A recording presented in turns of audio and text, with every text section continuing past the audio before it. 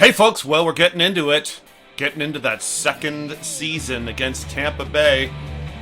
We're going to break it all down for you right here on the OZone.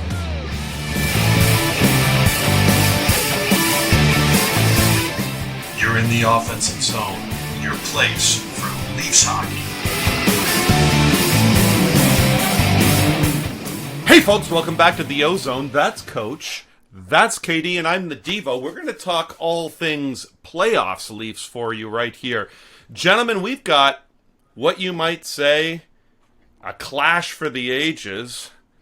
The Leafs up against the two-time Stanley Cup champions, Tampa Bay.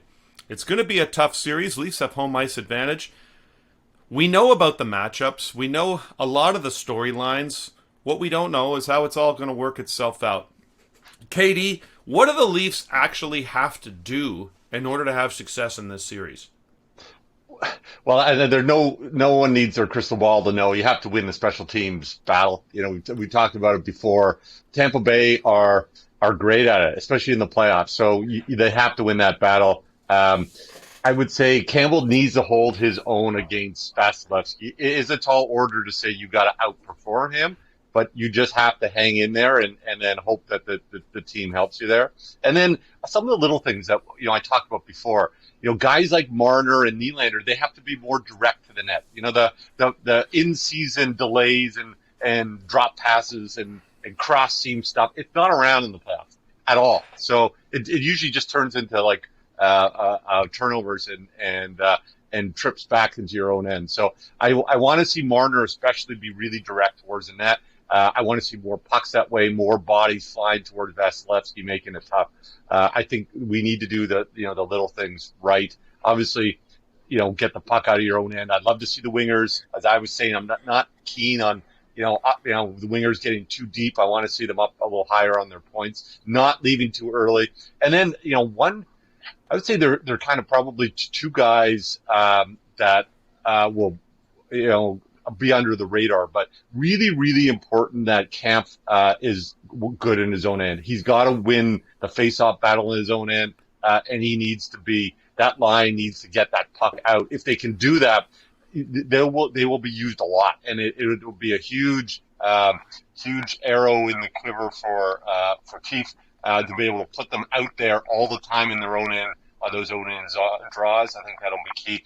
And then, I'm going to throw it name Kyle Clifford. I think he has to be really good. Like Tampa Bay are going to try and push the Leafs around. Like we saw the last game. That's exactly the blueprint that they will do game one when the first drop of the puck. Clifford is going to need to be good. He can't lose his head, can't take stupid penalties, but he's going to have to be tough. And we're going to have to see some hitting there, and we're going to have to see him chase the puck and be on there and push back a bit. So those are some of the little things. Obviously, Matthew scoring 10 or 12 in the series won't hurt either. But we want to do the little things right, and I think that'll go a long way. Great points, Kev. Coach, what do you think? I think Kyle Clifford's been great all year. Most of the time, it's matching his tie to his suit. So, yeah, we're getting down to everybody's got to be good. But for me, I have four real keys to the Leafs winning. You already touched on two of them, Kev.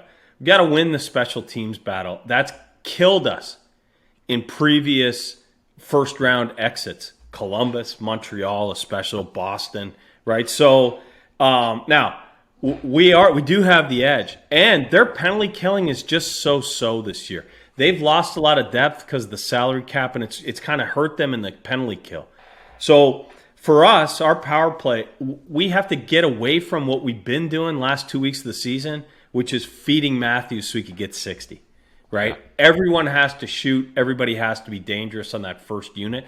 I think that's not really going to be a problem to get back to that. Spezza has to dress because the second unit also has to be, dangerous, somewhat dangerous. And it's really not very good without him on that right side driving things. Yeah. So you could argue about him versus Clifford versus Simmons versus whoever else on that fourth line. And I think it's fair. He's been just okay this year. Had a couple points late. But I think he's got to play so that second unit is still decent. I wouldn't change anything about our penalty kill other than, as you said, Kev, Campbell's got to be your best penalty killer. He's got to be there. That's my second point. We got to get solid goaltending. So I don't think we need heroics in net. I don't think he needs to match Vasilevsky. But what he does need to do is stop all the shots he should stop. No soft goals. Killed us in the past with Freddie Anderson. No soft goals. And then as a team, defensively, let's let him see the puck and tie up sticks. You know, when he was going bad, there were all kinds of bad bounces, but also, you know, maybe guys, lots of tips and lots of screens. So let's do our best to move people, tie up their sticks, and let him see it. And I believe if he sees it, he's going to stop it. Yeah. So then the third thing would be, I think, our 3 studs, it's time for them to rise to the occasion. You may say, well, hold on a second. There's 2, right? There's Matthews and Marner. Absolutely there too. And I'm going to put Riley in here. I'm going to say, if I'm Matthews, personally, I'm looking across at Kucherov, leading scorer a couple of years ago, MVP. I got to play better than that guy. It's my time now, okay? Marner with Braden Point. That has not been a favorable comparison for him ever. Yeah. He needs to outplay Braden Point. Braden Point's a little dinged up. It could happen. But then Morgan Riley is not as good as Victor Hedman. He's not. We all know it. It's not big enough, not as good defensively. But, man, he can be as good offensively. And I think in a series where Tampa's going to buckle down, they have the better goaltender, we're going to need to create some offense. Riley's got to go. And when he goes, he's really effective. I think he's got to have a big series too. Here's what I'll leave you with. We have to stay in the present. All coaches say that. You focus on what you can control and not other stuff, right? We've done a bunch of these. I've never once talked about officiating. I think it's a cop-out. You have no control over whether the guy puts his arm up or not. But you have control over how you're going to go out and play that next shift. Okay? The next shift, how am I going to approach things? And this goes for Keefe too. He can't allow Cooper to dictate the play by he's got to get Matthews away from somebody. Screw that. Matthews is the best player in the world. Get him out early and often. Make them adjust to us. That's how I think we win it. Even if we do all those things, bit of a coin flip here, fellas. Yeah, it's going to be tough. I'll just touch on a few things you guys said. I don't disagree with you about the officiating, Coach. It's going to be the postseason. You got to figure they're going to even things up and they're going to keep their arms down as much as possible. I think that actually favors the Leafs. When they were calling a lot of penalties and it was one-sided against Tampa Bay, we saw what happened the last time they played. So when we do get our opportunities, we got to make them count. Your point about Campbell, I think, is also valid, Coach. He doesn't have to steal the series. He was the better goaltender last year against Carey Price in that series. He actually outplayed him, and we lost that series. A real heartbreaker. But I think the 2 things that are most important here, Matthews is unquestionably, in my opinion, the best player in the league right now. He has to be the best player in the series. And I don't think it's any question. You know, if you look at our early exits the past few years, he certainly wasn't our best forward last year or the year before or the year before that, and you can keep going back. So he has to be the best forward on the ice for both teams. And the last thing I will say is Muzzin has to be Muzzin. This might be his last hurrah, but you talked about moving guys out in front of the net, giving the goalie a chance to see.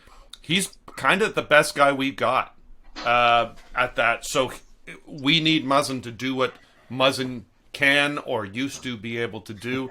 I'd like to see him be doing it out there. I'd like to see Hull doing it as well, but that'll be a lineup change for Keefe, and I'll leave it in his very capable hands. There you have it, folks. Everything you need to know about your Leafs, we're going to bring it to you each and every day. Right here on the OZone.